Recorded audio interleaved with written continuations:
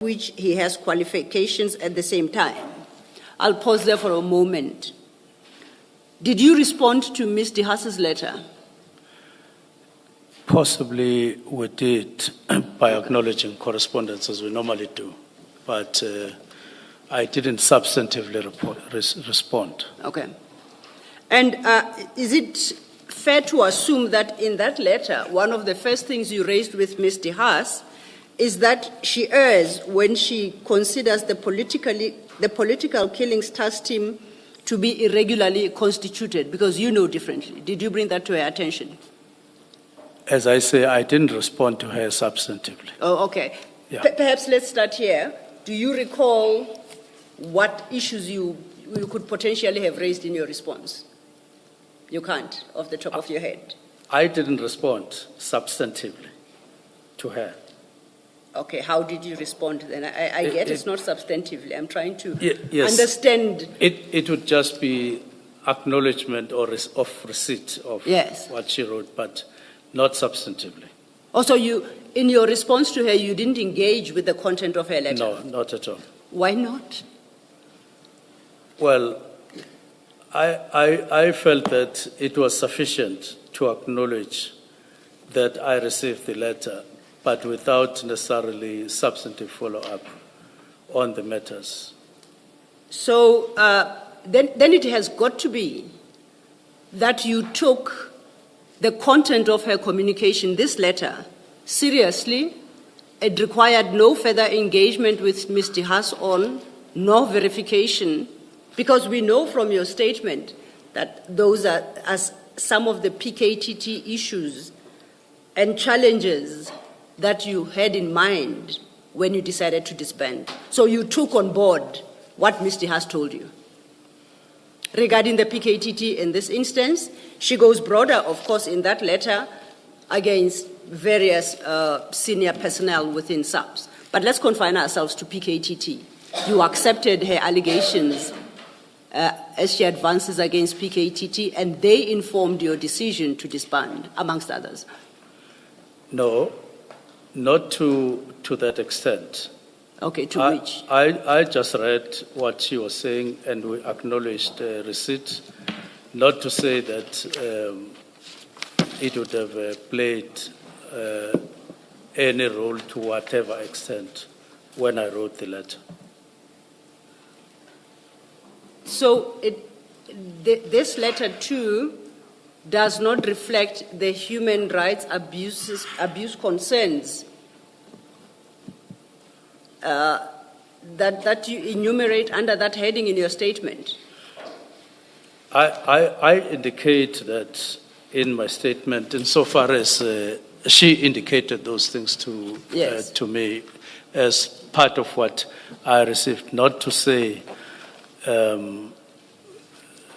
it would have or it would have been the only factor that I saw this and then it influenced me. It is just something that I acknowledged. But it is, I must say that I am aware, other than from her, of what I indicate here, and part of it is in the allegations made by the 8 people. So it was merely to indicate, but I know that there are other people outside this. In fact, it could be more than 2 in the 8 who had specific cases that could be interpreted as of human rights abuse. Sorry, I'm a little confused. December 2024. Not necessarily the letter, but I took what I had picked up in the process into consideration. I had that, but without necessarily attaching a weight that could be interpreted as having influenced you to write the allegation. There are there are structural issues, there are budget issues and other issues that were more weighty than this. This I threw in as part of the environment. So the similarity between the language used in this letter and your disbandment letter, purely coincidental? Purely coincidental. I didn't memorize anything. You didn't have it with you when you wrote your No. disbandment letter? No. In fact, most of the letters, and I suppose this is one of the letters, the way we do it in the office, PAs would present a letter. There's a letter here, Minister. It comes from so-and-so and so-and-so. Summarize the content. The complaint is about 1, 2, 3.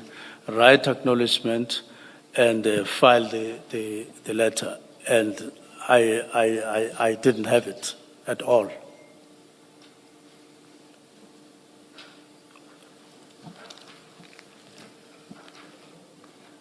Thank you, Commissioner. Stay. You say, before your engagement with Commissioner Khumalo, your response to my question was that this was not the only factor, correct? The contents of this letter. Yes. Is it correct to say that it was one of the factors? It would be correct to say it was one of the factors, in a sense that I'm putting it, because the factors, when you do something, you don't weight them the same. Yes. But even if they are all factors. Okay. Yes. Now, that is important to know because she raises a number of issues. So I'll just perhaps go through a few to see which played a role in this decision. But before I do so, I would like invite your comment to her paragraph 1.2. And that, remember, she said, in this regard, I request you to, we dealt with the first sub-point at 1.1, now I'm at 1.2, still at page 274. And she says, prioritize the establishment of a judicial oversight body to investigate the dockets taken by the task team, including but not exclusively the 3 matters I provide details of in the annexure. Since there is a great deal of other information about grossly irregular conduct of this task team, the investigative mandate of such a body must be wider than these 3 cases. Then she says there is a great deal more information about the suspicious and criminal actions of this task team. I don't have to go beyond that. My first question to you is, did you understand what judicial oversight body Ms. De Haas was calling for?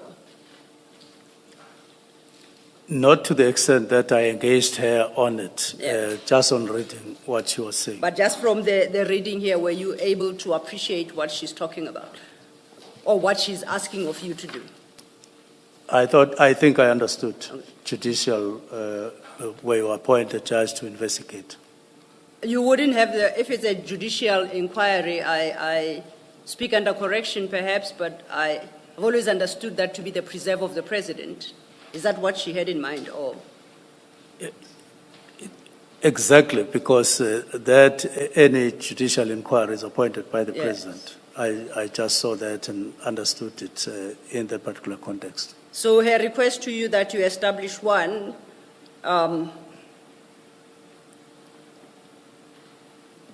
it's doesn't make sense. She doesn't understand how the law works and how the systems work, right? Would it be fair to say so? It would be fair. Yeah, okay. It would be fair. I think the most important part of that subparagraph is the claims she makes. And she says there's a great deal of information about the grossly irregular conduct of this task team. The investigative mandate of such a body must be wider than the 3 cases. So she specifically says there is a lot of other information regarding the grossly irregular conduct of the PKTT. Do you see where I am? Because this is the PKTT she's talking about here. And for avoidance of doubt that it is the PKTT, her subject line in the letter reads as follows.